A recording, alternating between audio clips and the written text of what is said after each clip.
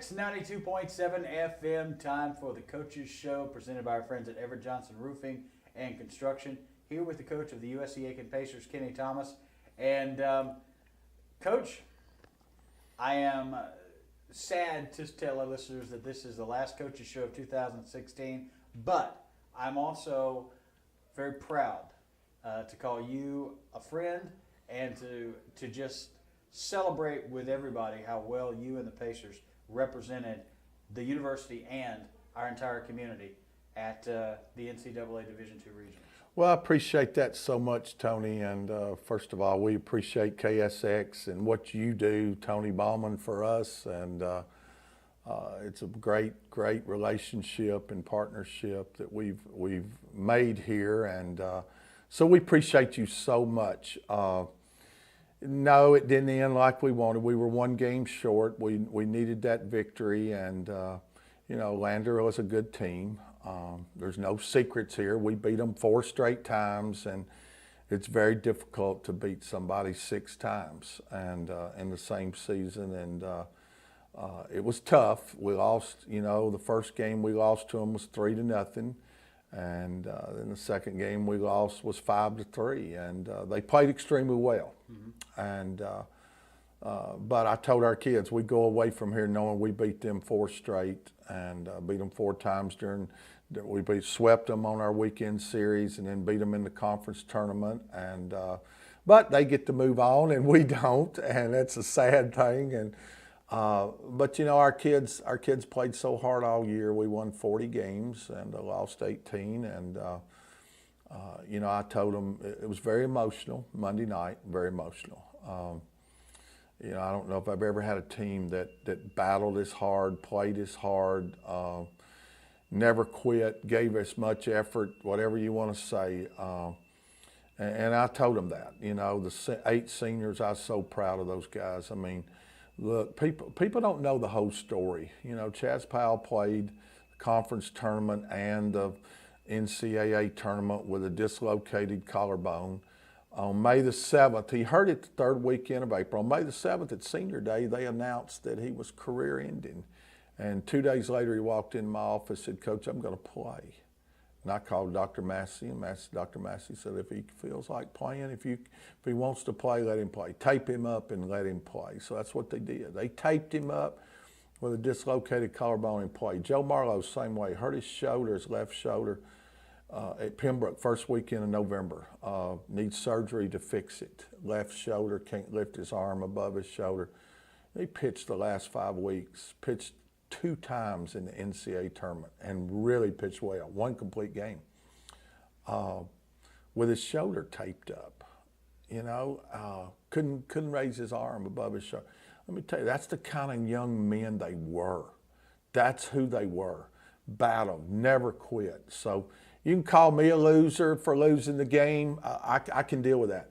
Don't call them guys that. Them guys played their hearts out. And you know, I have voiced my opinion about the NCAA needs to change the system. Some people, you know, think I'm talking after the fact that we lost. I'm not talking after the fact. I've been saying this for 6 years. It needs to be changed. It's time. D2 baseball is pretty dang good, Tony, and it's time to change. It's time to put the best 50 teams in the country in the tournament, not regionalization, not take 7 teams out of each region. So you know, when I say we shouldn't have been playing Lander until the World Series, that's what I mean by that. It's not, we shouldn't have been playing them in the regional. We've already played them 4 times. Why would, you know, you need to separate us and put us in different regionals like D1 is doing now. 12 years ago, D1 did the same thing, but they changed. Now you get the best 8 teams to Omaha. We're trying to get the best 8 teams in the country to carry North Carolina, so you got to spread them out, and that's what I meant by that. But I'm very proud of our team, man. Well, looking at this season, I mean, and I can hear it in my head as clearly as the day you told me back in February, January probably, where we were talking about expectations for the 2016 season, and the expectations were guarded, I think is the best way of saying it, is that that you didn't really know what kind of team you had on your hands going into the 2016 season. Is it fair to say that this Pacer team played above expectations? I don't know if they played above, but they played harder than expectations. They gave more effort than any team I've ever seen. It was amazing. And yes, you're right. Back in January, for goodness sakes, one coach voted us 10th, if you'll remember, in the preseason poll. And we didn't get any votes above 4 in the preseason poll. And why? Because we were all new. We'd lost all the starters from last year. We only had 2 returning starters. We were all new. We hadn't have any returning starting pitchers. We were all new. And so nobody had any idea what we were going to be. So did they play better than their expectations? Well, probably, but more realistically, they played harder than their expectations. I mean, they wouldn't accept expectation. They wouldn't accept that. It was really the best leadership. The 4 captains, Cole Lee, Joe Marlowe, Max Schoen, and Chaz Powell. 4 captains that led this team and led them in a direction that they would never quit, never lay down, no matter what the score. Look how many come from behind wins we had. Yeah. I mean, it was amazing sometimes. I mean, it was just absolutely amazing. And we had a chance to win the ball game in the 9th inning Monday. I mean, right. we had the tying run zone, the winning run at the plate. We got a tough play at third base where we got picked off there trying to round third. And, if that doesn't happen, we know it's 5-4 with 1 out and 2 men on if that doesn't happen. And instead we got beat 5-3. But, our guys battled. I mean, they never quit. They scored 3 runs in the 7th inning and jumped ahead of us 5-2, and our guys come in and said, so what? So what? We don't care. All right, well, let me ask you to play pop psychologist here. Why? Why did this team play so hard? Why did they play harder than expected in your estimation? So many times when you recruit guys, the one thing you don't know is their heart. You can try to figure out their ability. You try to figure out mentally how they are, but your heart, man, it's hard to figure out a guy's heart. And when one leads in a direction, another will follow.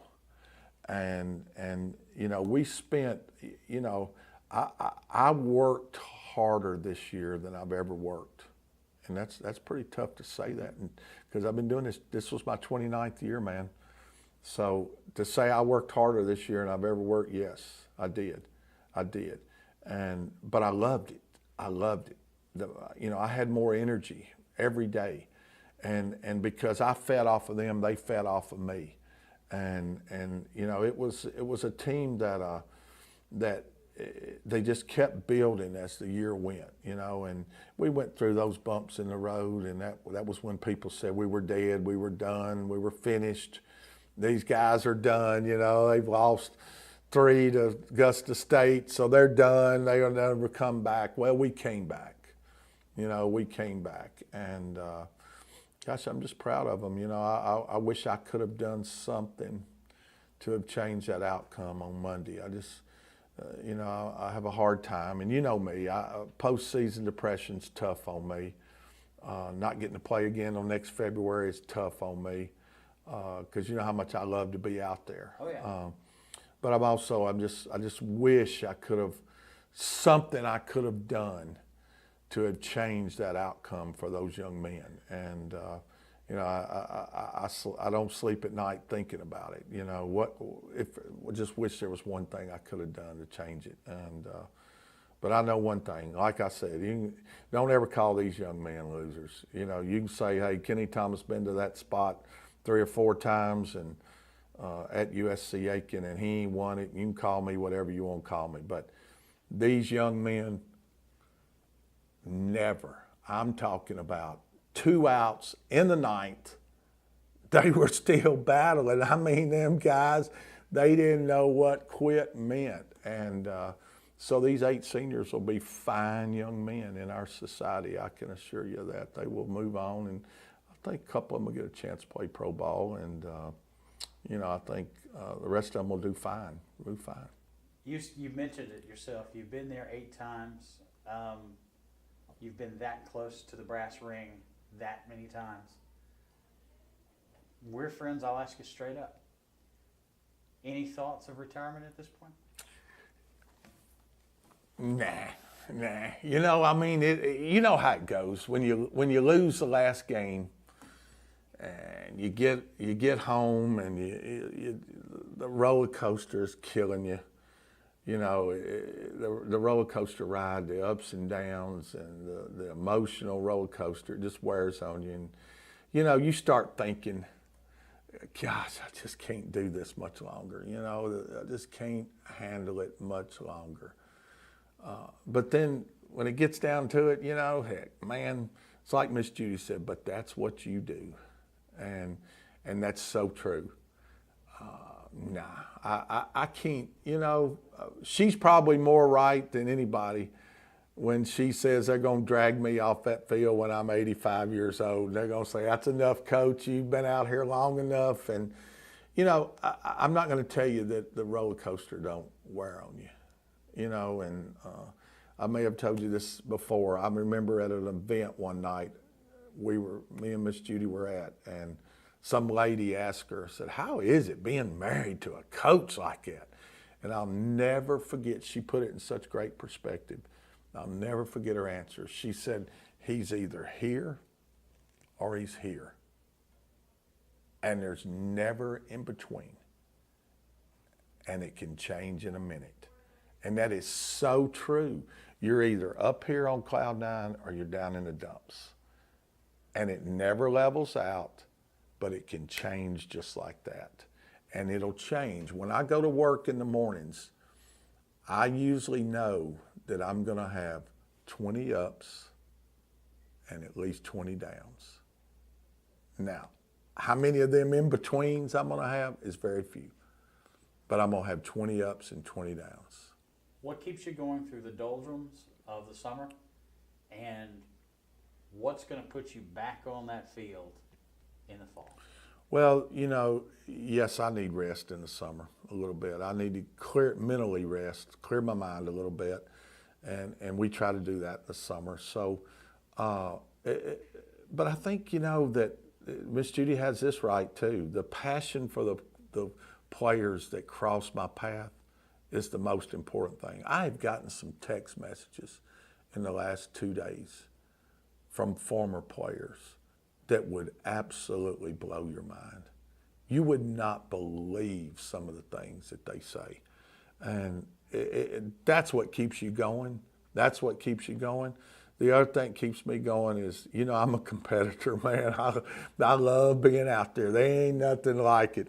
I say all the time, I do a lot of things. I raise money. I do a lot of charity work. You know me, I love charity work. I love helping charities. I do a lot of speaking engagements, and it looks like I might be speaking in another church again coming up in August. I'll let you know. But I do a lot of things. But ain't nothing like stepping in that dugout 15 minutes before the game and saying, let's go, boys. Let's go. There ain't nothing like it. And I don't think that'll ever leave me. It's like my friend Ray Tanner said. He could walk away from it. He don't believe I could. And he's probably right. He's probably right. I can't walk away from it. And, people think I'm going to, but I have no intentions right now. None. Well, you have represented this community well. You've represented the university well. Frankly, I can't wait to 2017. It's a long time. That's the worst part. We can't play again till next February, but that's the worst part of it all. You don't get to play again till next February, but I can't wait either, man. I love it.